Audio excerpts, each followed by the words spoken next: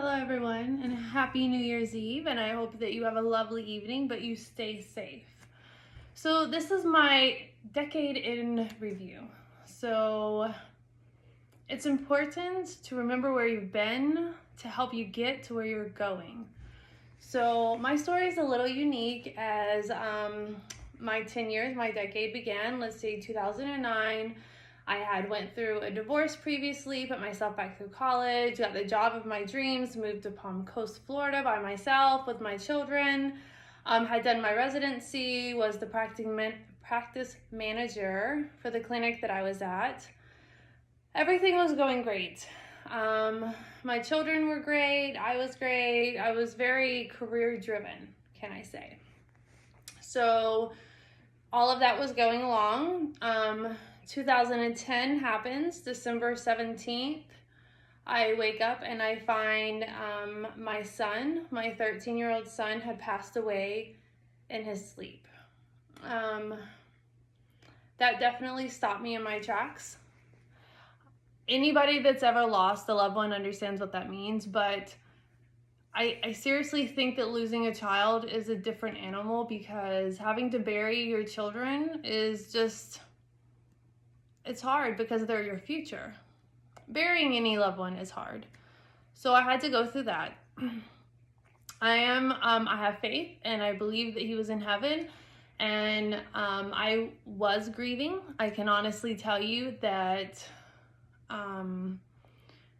when he passed away, I made a pact with myself that when my daughter turned 18, I would not want to be on this earth anymore because she would be okay and I would want to be with him. That was just part of the grieving process, I guess.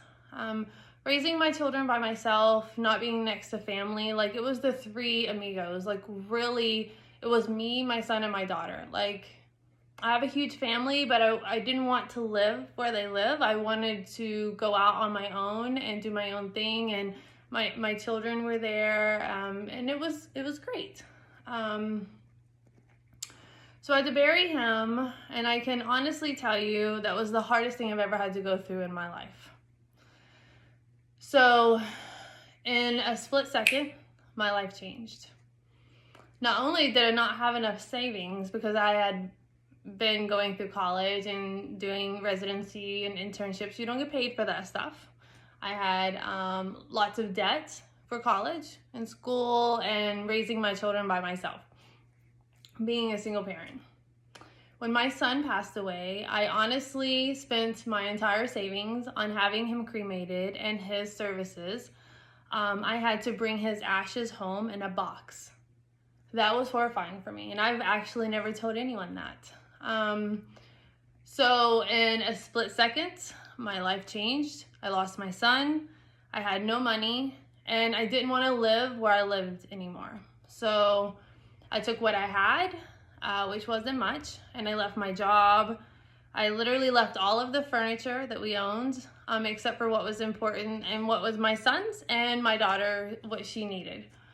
I uprooted me and my daughter, and we literally moved probably 6 or 7 times in 2 or 3 years. I was running from the fact that my son was gone. It was a very realistic reality that I didn't want to be in. It's part of grieving. I get that. So I uprooted my daughter and we moved around a lot.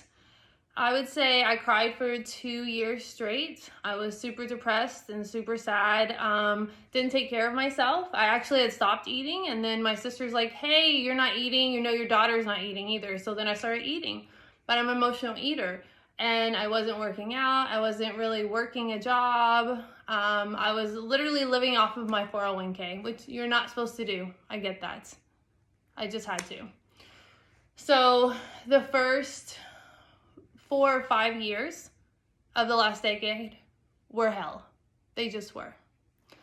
But I've been through a lot of stuff in my life, so I was able to pull myself through that.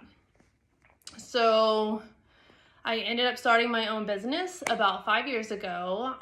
My daughter graduated high school. I've, since pulled myself back up. I know that my son is in heaven and that he is okay. And for me to lose a child and tell you that I know that things happen for a reason, I think that's pretty big.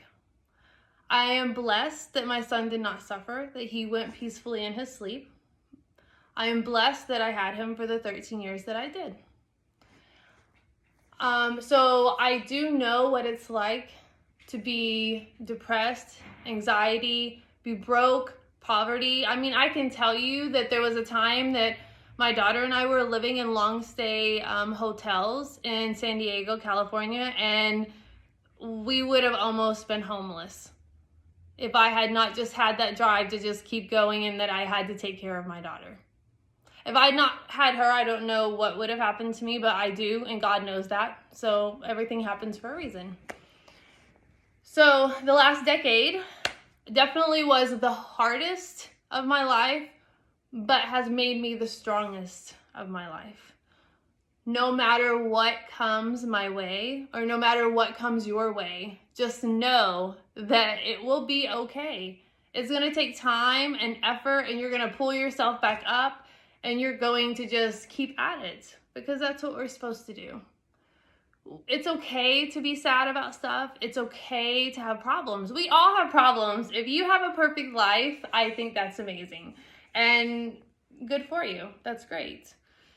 I feel like, we go through things in life that makes us stronger, right? Like, I am a little bit more flexible than my daughter is, because she lost her brother, obviously, and I've tried to keep a lot of stuff from her so that she doesn't have any more pain, but that's just not realistic. So the more we go through and the more we can handle, the stronger we are. So in the last decade, it made me the strongest that I've ever been. And I'm looking forward to the next decade. And so long with 2019, but it was a great year. My daughter Alexi is actually 19 now. She graduated high school, graduated college. She's doing her own thing. So it's like I'm a free bird now. I literally went to, 6 or 7 trips. I went to 3 different countries. I'm just centered more on memories and happiness. When I tell you that I know what depression is, and I know what anxiety is, and what sadness truly is, and that here on this day and for the last 5 years, I have genuinely woke up happy each and every day, and I have this vibrant feeling of wanting to live the day to the fullest, because I know that we're not promised tomorrow. And I learned that a really hard way. So no matter what the decade brought for you, it will get better. It made you stronger. It doesn't own you. And it's not what happens to us, it's how we react. So this is my decade in review. 2019 was great. I do not set resolutions. I set daily, weekly, and monthly goals. I wish the best for you in 2020. And remember, I'm always here for you, and anyone else in your life that you are blessed to have there that loves you is there for you. You're not in this alone. 2020 is going to be bomb ass, and we are going to world dominate. So with that, I hope you guys have a lovely evening. As you can see, I'm in my PJs already on New Year's Eve at 6 o'clock. I am not going anywhere. I'm staying indoors because I'm happy. And if anybody needs a ride and they've been drinking, I hope that they handle that, or they can reach out to me. And I hope you guys have a great 2020.